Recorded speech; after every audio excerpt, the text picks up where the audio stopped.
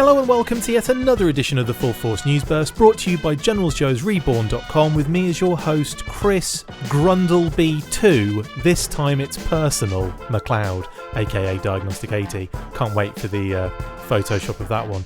Joining me... I can wait a very long time. Joining me today to talk about the news that 2 new Transformers movies are currently being written is Justin Yeast Wars Bell. That's even worse. So without further ado, let's get stuck into this horrific news. But no, this is a good news burst. It's a good one. Here's some news I bet you weren't expecting to hear. Ever. Variety reported yesterday that Paramount and Hasbro have 2, count them, 2 Transformers scripts currently in active development, one written by James Vanderbilt and another by Joby Harold. Vanderbilt's credits include writing duties on 2007's Zodiac, The Amazing Spider-Man 1 and 2, and Independence Day Resurgence. He was also a producer on Ready or Not, which featured our very own Scarlet, Samara Weaving. Harold's hits include King Arthur, Legend of the Sword, and Zack Snyder's upcoming Army of the Dead film. He also helped produce John Wick Chapter 3, Parabellum. It should come as no surprise to anybody that one of the Transformers scripts in development is the follow-up to 2018's critical success, Bumblebee, and the other one? Beast Wars. The Variety article added that details are minimal at this stage, but sources have confirmed that they present an opportunity to build out multiple storylines within the franchise. No directors have been attached to either script as yet, and it's highly likely both projects will feature brand new casts.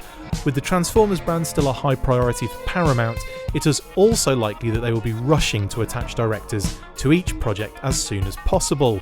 Now, we had actually reported a while back that this was on the table thanks to a number of interviews Lorenzo Di Bonaventura had given, where he stated that they had an Optimus Prime solo film that was later scrapped for a Prime B buddy movie, another major Transformers sequel, and a Beast Wars film that they wanted to do.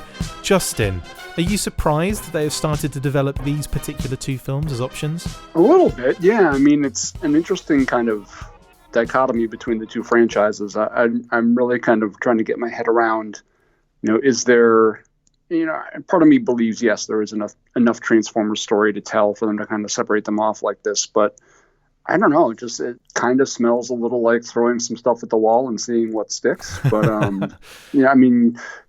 granted, the Michael Bay series was, a blockbuster franchise, billions of dollars in revenue. Bumblebee did well, like you said, critically. People really seemed to like it. I enjoyed it quite a bit.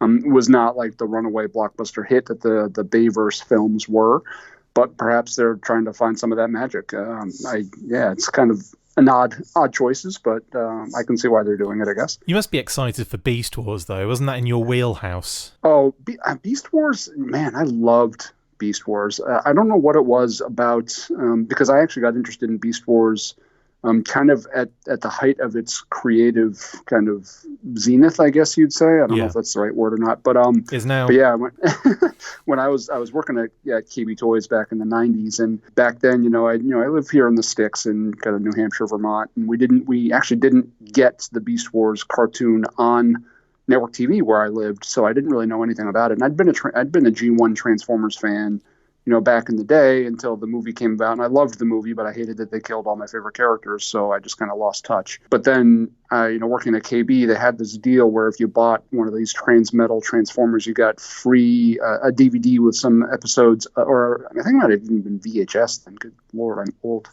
But it actually had a couple of Beast Wars episodes. Nice. And they're like the first couple episodes of season 2 where the Transmetals get introduced. And I watched those episodes and I immediately fell in love. And from there on, just went on an absolute frenzy of Beast Wars consumption. I found like a bootlegger online that sent me videotapes of the episodes, of bootleg copies of the episodes. Man, you are a proper bootleg Bell, aren't you? Oh man, I am. Bought all the figures, and kind of interestingly, my first exposure to online toy collector fandoms was, going to Benson Yee's site, bwtf.com, and being a fan of that, and then going to message boards and immediately seeing truck nut monkey arguments and then backing away slowly and saying, hey, this isn't for me. Brilliant. But yeah, I'm a humongous Beast Wars fan. I absolutely love it, and it's kind of I'm curious about how they're going to approach the movie, because to me, I mean, the cartoon wasn't perfect, but it was pretty damn good, and I'm not really sure how they can improve on that. And I suspect they'll go in a completely different direction. I'm interested to see how they decide to do it, whether it's similar to kind of how Bay handled, like Dinobots and stuff, where everything still looked really robotic. It was just in the general shape of the creature, or if they will go full blown, like it looks like a normal gorilla, and then like the skin rips open and it becomes a robot, which sounds pretty bad when you say it that way. But. Well, yeah, I mean, I have to admit, like, Beast Wars wasn't on my radar at all until later life.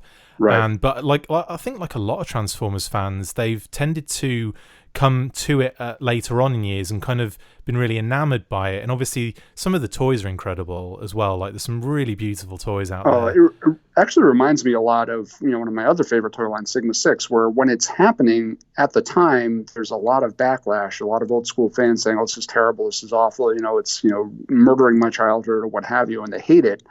And then 10 years down the road, they look back on it fondly and say, wow, that was really fantastic. I didn't appreciate that while it was happening. And you're like, too late, it's been canceled, you assholes.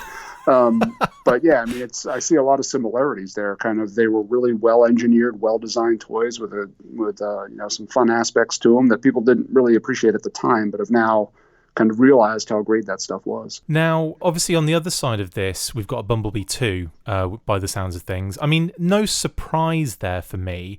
And I have to say that, obviously, the stories coming out off the back of Bumblebee, where we were reporting them at the time, Lorenzo di Bonaventura mentioned that, first of all, there was going to be an Optimus Prime solo movie, which I would have been fine with, especially if it was along the same lines as Bumblebee. And obviously the seeing Prime at the end of Bumblebee was amazing, especially in his vehicle form. That was incredible. Yeah, that was awesome. Yeah. That was one of those moments where I just saw him like, oh, that is all I ever wanted. It's happened now. So how easy was that? That was probably about $1,000 to set up that particular. No kidding. I mean, that was a really awesome kind of component. And it's amazing, kind of like why it was such a simple thing that Michael Bay could have done, back in the day when he was first doing the Transformers, and just for whatever reason they wanted to put their own stamp on it. Yeah. But yeah, it was a small touch, but like the closest we got with Bay was when he had the flat front truck in one of the sequels that came after it.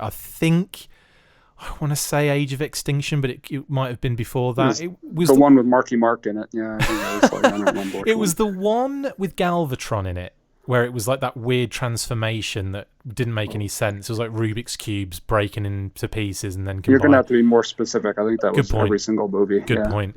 Anyway, the closest we came, I think, was when they found Prime, like, hiding and all beaten and broken and everything. Yeah, but in any case, it was nowhere near as cool as the end of that Bumblebee movie. And, not even close. And so obviously, as we were going through getting these reports in, it was that idea was scrapped, I believe, for a Prime B buddy movie, which I found adorable. I mean, again, if it's a Bumblebee sequel and Prime's involved, I can live with that as well. I mean, you can't really go wrong with those characters, can you? No, not at all. I think that there's a lot of potential there. Yeah, and it makes no surprise to me that Bumblebee 2 is on the cards. Beast Wars, I'm really interested to see what the actual story is around it. I imagine it's going to look a lot different than what we know. But that could be. They could stick really close to the source material. You never know. That would be really odd. But I think it would be. I mean, Beast Wars is pretty deeply rooted in kind of the G1 story, even though that wasn't revealed until later seasons. But yeah, it would be weird. It's going to be weird to see an animal transform into a robot form. As long as there's ripping skin, and like there should be total like blood vessels like bursting open as they transform into the robot. Just make it real friendly for the kids. Like the gorilla rips itself open from the inside out and becomes a robot. You are a hideous human being, Justin Bell. But yeah, and so as we've said, Bumblebee 2 on the cards. Beast Wars looks like it. I mean, they're both in development now. The scripts now. Just one quick thing. Are you like totally convinced by the people behind this at the moment? I mean, you're talking about. I mean, we've got James Vanderbilt and we've got Joby Harold. I mean, in terms of what they've done, nothing really stands out as amazing, but I mean, what are your thoughts on the people behind the scripts at the moment? Well, it's really funny, actually. Against my better judgment, I signed up for CBS All Access a day or two ago just so I could watch the Picard TV show, which I haven't even watched yet. But the first thing I saw on there was the movie Zodiac, the 2007 movie. Oh, and I was like, movie. whoa, Mark Ruffalo and Robert Downey Jr. and Jake Gyllenhaal. yeah. So I actually watched it, and then this news came up, and I was like, oh, I actually know something that dude worked on. But for a change. Yeah. But no, I mean, it's fine. There nothing, like you said, nothing really stands out. But I mean, Zodiac is an entertaining movie, so he's obviously got some sort of street cred there. Zodiac's an amazing film. Yeah, I really enjoyed that. Yeah, it's really good. Yeah. So yeah, I mean, I think it's fine. Nothing that really knocks my socks off. But so I can't say that, oh yeah, I'm 100% confident that these two people I don't really know very well will make awesome movies, but I think they certainly have the right mindset after watching Bumblebee, and I think they're kind of leaning more in that sort of direction. What I'm really waiting for is when they do the Cybertron movie that is like that 5-minute battle in Bumblebee just expanded all to of 2 that. hours. Just I just all want of to see that. that. Yeah, that would be incredible. Yeah. That would be incredible. Justin, buddy, thank you for jumping on and chatting. Yeah, sure. The Transformers stuff. Just one last thing before we go. I would like to give a big shout out to Rob Osborne. And I did say I was going to do this for Rob the other day, but he kind of brought to my attention an issue with issue 244 on the podcast on iTunes. And basically what had happened was I uploaded a new episode. I was uploading a lot of episodes at the time, but the new episode of with the Snake Eyes thing we did last on the News Burst, I uploaded it. There was an issue with the audio, so I had to remove it. And unfortunately, it's a very convoluted process on Podbean where it spreads it across multiple platforms. And once it deletes it off Podbean, it deletes it off those platforms, but only at the source. So it's almost like, I think iTunes and the other Stitcher, I believe they kind of almost stream it from that source. So obviously there's a bit of an issue. I was notified by Rob, who then assisted me in checking whether the next uploads worked or not. So thanks to Rob, and apologies to anyone who couldn't download for whatever reason episode 244 on Podbean and iTunes, etc. They should be up there. They should have been up there actually later on that day, and no issues. So again, apologies if you haven't been able to, but we put them on literally every single format that you should be able to find that episode somewhere and listen to it. But thank you, Justin, buddy, for jumping on, and thank you. Absolutely. And I'll be speaking to you again pretty soon, probably about Snake Eyes stuff. Let's hope. Okay. That's all right. That's it for this episode of the new. I've already forgotten what I say. I do this every single time. How many times do I say this, and now I can't do it off the top of my head? That's it for this installment of the Full Force News Burst. Thank you to my awesome co-host Justin Bell. See you next time, and as always, remember your bloody lines.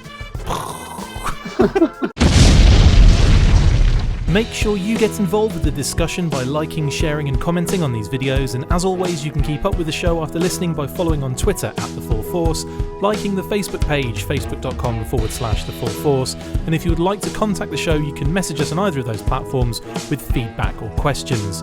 We have also started a Patreon page, so if you want to see your name up in lights on these videos or enjoy exclusive bonus content, then check out patreon.com/TheFullForce podcast, or click the link on any of the posts this podcast appears in. Full Force.